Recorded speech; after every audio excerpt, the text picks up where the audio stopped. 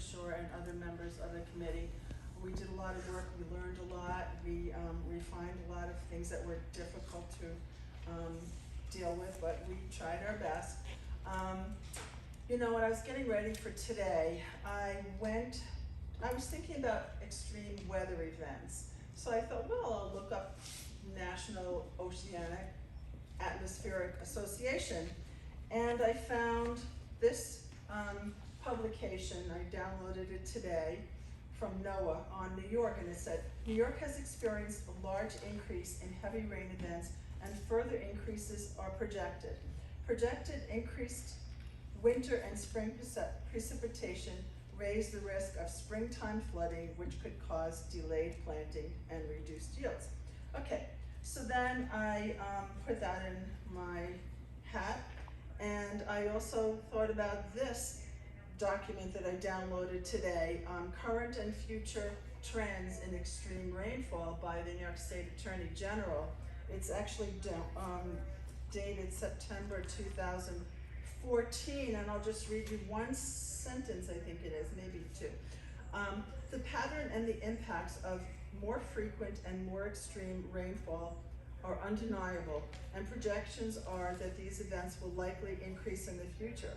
If we are to overcome the challenges of climate change, we must incorporate resiliency planning and response measures into our communities and our landscape. And then they gave a little, well, somewhere there was a graph, actually that's in the NOAA's, about the, a little graph of, which you may not be able to see, the increase in extreme rainfall events. It basically goes straight up, okay? I can give you these documents, and I'm going to provide written comments too. So I followed along with that, and I went through our plan, and I see on page 3-6, our goal 6.6, prohibit/limit development in wetlands and floodplains and on slopes in excess of 15%. Again, the same sentence on page 4-6 for town character. And again, that's reinforced on page 416, reduction of future flood risk through climate change adaptation strategies. Well, then I went to our our boundary, which we say let's push growth within this boundary.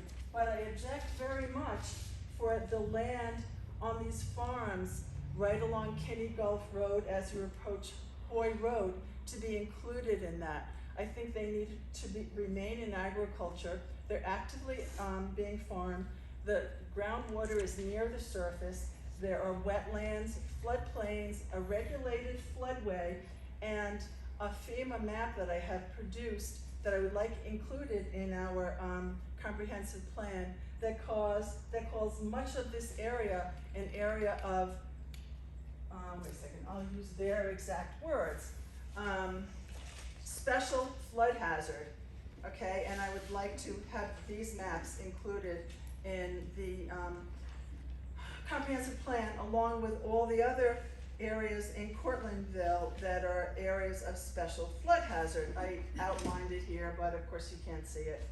But I'll include that in my written comments. So if we're going to be consistent with our own comprehensive plan, we need to take that farmland on the western part of Kinney Gulf Road, approaching Hoy Road, keep it in agriculture to be consistent with our own plan and to be consistent with pursuing climate resiliency. Okay, the Farmland Protection Plan recommends hiring a town planner. I second that. We need to identify view sheds, promote walkable neighborhoods, stop the process of approving residential development like we just did along Tompkins Street without sidewalks for multi-residential, no sidewalks.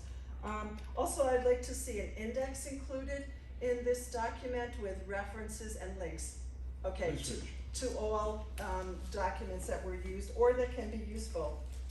And also the maps, larger.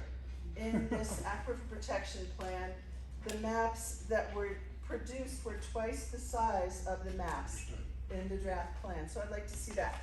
Thank you. Thank you.